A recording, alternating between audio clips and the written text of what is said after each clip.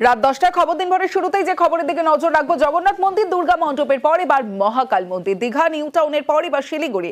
রাজ্যের উদ্যোগে আরো এক মন্দির, দার্জিলিং এর মতো শিলিগুড়িতেও মহাকাল মন্দির। শিলিগুড়িতে আরো বড় মহাকাল মন্দির তৈরির ঘোষণা করেছেন মুখ্যমন্ত্রী মমতা বন্দ্যোপাধ্যায়। যেমন ঘোষণা করেছেন তেমন এক্স হ্যান্ডেলেও পোস্ট করেছেন মুখ্যমন্ত্রী মমতা বন্দ্যোপাধ্যায়। তিনি এক্স হ্যান্ডেলেও পোস্ট করেছেন। তার আগে জগন্নাথ মন্দির, দুর্গা মণ্ডপের পর এবার মহাকাল মন্দির, দার্জিলিং এর মতো শিলিগুড়িতেও মহাকাল মন্দির হবে, এমনটাই জানিয়েছেন মুখ্যমন্ত্রী মমতা বন্দ্যোপাধ্যায়। আর শিলিগুড়িতেও মহাকাল মন্দির, শিলিগুড়িতে আরো বড় মহাকাল মন্দির তৈরির ঘোষণা মুখ্যমন্ত্রী মমতা বন্দ্যোপাধ্যায়ের।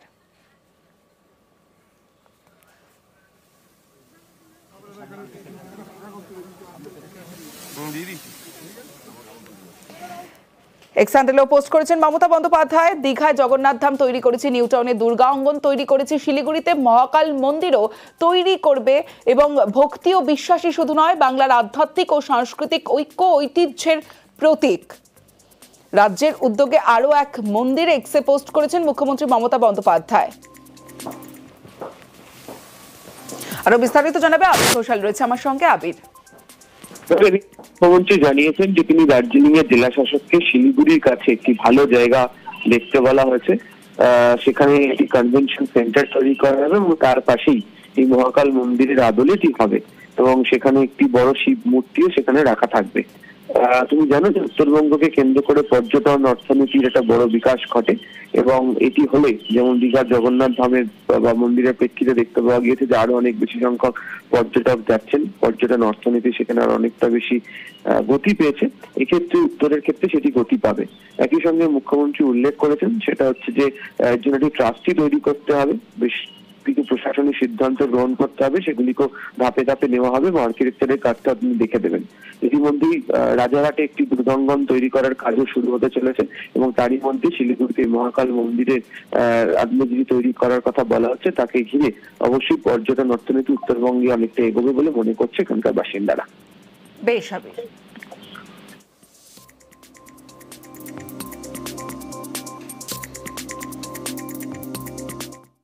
যে আমি একটা জমি ডিএমকে দেখে রাখতে বলেছি শিলিগুড়ির পাশাপাশি, ভালো জমি, যেখানে কনভেনশন সেন্টার হবে, তার পাশেই আমি একটা বড় মহাকাল মন্দির করব, যেটা হচ্ছে সবচেয়ে বড় শিব করব। এটা করতে হয়তো টাইম লাগবে, আমাকে একটা ট্রাস্ট করতে হবে, তাদের দিয়ে করাতে হবে, বাট গভর্নমেন্ট আমরা ফুল কোঅপারেট করবো, জমিটা আমরা বিনা পয়সায় দেবো এবং নিজেরাই করব, সবাইকে নিয়ে, প্রাইভেট পার্টিদের নিয়ে যারা ইন্টারেস্টেড। প্রথম কথা হচ্ছে হিন্দুদের কোনো মন্দির সরকারি টাকায় হয় না।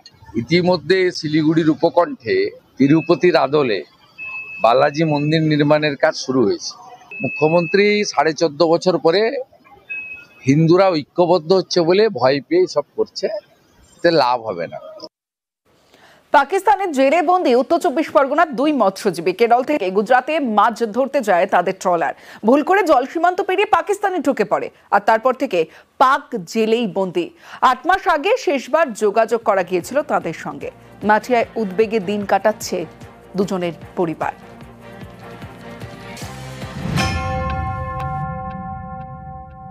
মধ্যরাত্রি তখন ওরা ঘুমিয়ে পড়েছিল, সবাই মাঝিরাও ঘুমিয়ে পড়েছিল। এবার ঘুমিয়ে পড়লে ওই নৌকাটা ঢেউতে ঢেউতে পাকিস্তানের সীমান্তায় ঢুকে গেছে। এবার ওখানকার জলপুলিশরা ধরে নিয়েছিল। ঘরে ছেড়ে ঘরে আসুক, ওইটাই চাই। ঠিক মতন সংসার চলছে না, কিছু না, দুশ্চিন্তা, জীবিত ফিরে আসুক। পাকিস্তানের জেলে বন্দী বাংলার 2 মৎস্যজীবী। 8 মাস ধরে কোনো যোগাযোগ করা যাচ্ছে না তাদের সঙ্গে। চিন্তায় ঘুম উড়েছে পরিবারের। লালটু দাস এবং সুজয় দাস, বাড়ি উত্তর 24 পরগনার মাটিয়া থানার মমিনপুর গ্রামে।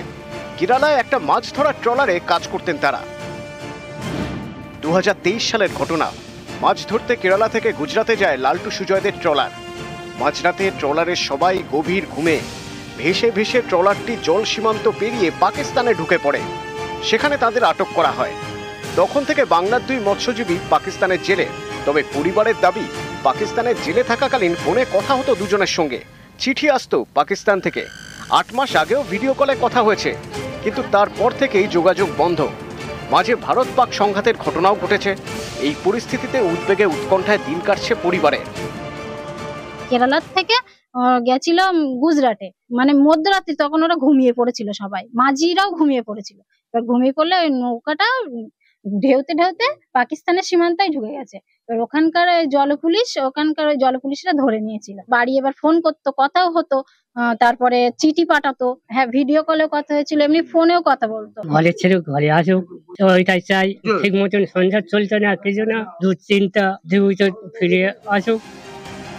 মৎস্যজীবীদের পরিবার জানিয়েছে, কয়েক মাস আগে দিল্লি পুলিশ এসে যাবতীয় তথ্য নিয়ে গিয়েছে, কিন্তু এখনো সীমান্তের ওপার থেকে কোনো খবর আসেনি। মাটিয়া থেকে অনুপম সাহা, নিউজ 18 বাংলা। অমাবস্যায় চক্ষুদান আর তারপরে পুজো শুরু। শান্তিপুরে বিশেষ নিয়মে পূজিত মা আগমেশ্বরী। এখানে মা শান্ত, তাই পশু বলি হয় না।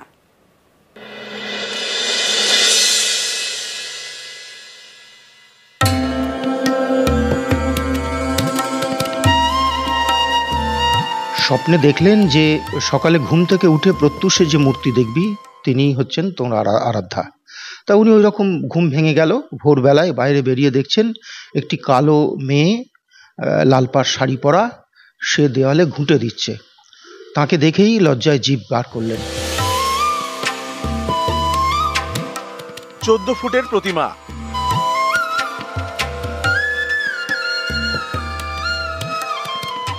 নদিয়ায় আগমেশ্বরী কালী মন্দির।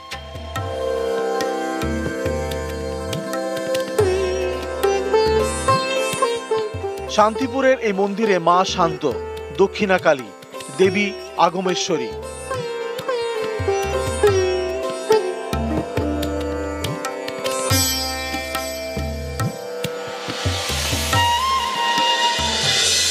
এই পুজো শুরু করেন তন্ত্র সাধক সার্বভৌম আগম বাগীশ প্রায় 400 বছর আগে। আজও বিশেষ নিয়ম মেনে পুজো চলে আসছে। কালী পুজোয় মায়ের চক্ষুদান করে পুজো শুরু হয়। পুজোর পরের দিন প্রতিমা বিসর্জন। সারা বছর মন্দিরে প্রতিমা থাকে না, বেদিতে পুজো চলে। পুজোর ভোগ রান্নার ক্ষেত্রে একটা বৈশিষ্ট্য আছে। এই বাড়ির যত দীক্ষিত গৃহবধূ আছে তারা আগের দিন সংযম করেন, পরের দিন উপবাস করে ভোগ রান্না করেন। কোনো বাইরের হালুইকর দিয়ে রান্না হয় না, সমস্ত ভোগটাই বাড়ির দীক্ষিত গৃহবধূরা করেন এবং এই সময়ে যত রকম সবজি পাওয়া যায় মায়ের উদ্দেশ্যে নিবেদন করা হয়। আমাদের এখানে কোনো পশু বলি হয় না, আখ আর কুমড়ো হয়। নদিয়া থেকে রঞ্জিত সরকার, নিউজ 18 বাংলা। বসিরহাটে 600 বছরের পুরনো কালী মন্দির, রাজা সংগ্রাম সিংহের প্রতিষ্ঠিত। মন্দির জুড়ে ইতিহাস।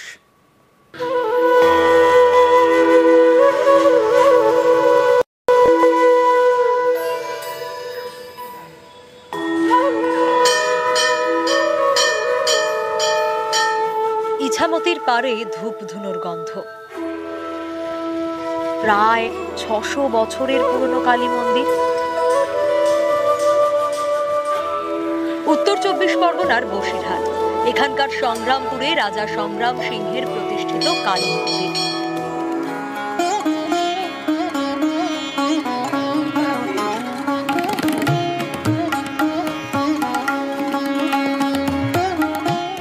রাজার নামেই এলাকার নাম, মন্দিরেরও নামকরণ। সংগ্রামপুর কালী মন্দিরের 1 কিলোমিটারের মধ্যে আর কোনো কালী পুজো হয় না। একমাত্র পুজো হয় এই কালী মন্দিরে। এখন এই মন্দিরের দায়িত্বে স্থানীয় চক্রবর্তী পরিবার।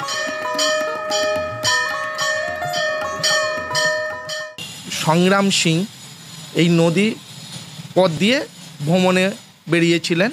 সেই সময় উনি এখানে জ্যোতিষময় আলো দেখতে পেয়েছিলেন জঙ্গলের ভিতরে, যে ওনাকে আদেশ হলো যে আমি এখানে একটা মায়ের বিগ্রহ আছে, এটাকে পুজো আস্থানা করতে হবে। এবার তারপরে থেকে উনি মন্দির গড়লেন। ওপার বাংলা থেকেও আমাদের পুজো দিতে আসেন। সারা বছর ভক্তদের আনাগোনা, কালী পুজোয় জমজমাট। কালী পুজোর দিন মায়ের ভোগের বিশেষত্ব চিংড়ির তরকারি। কচুরমুখী চিংড়ি মাছ আর এঁচড় আর দিয়ে মটর ডাল রান্না হয়। ধানি চিংড়ি বলে একটা চিংড়ি পাওয়া যায়, সেই চিংড়িটাই একদম স্পেশাল। সেইগুলো ওখানে ভক্তরা সব দিয়ে যায়, দিয়ে সেইটাই রান্না হয়। ওটা একটা প্রথা চলে আসে, মাটির হাঁড়ি করে সেটাই হয়। অন্যদিনে পিতলের হাঁড়িতে হলেও সেই দিনটা হয় না।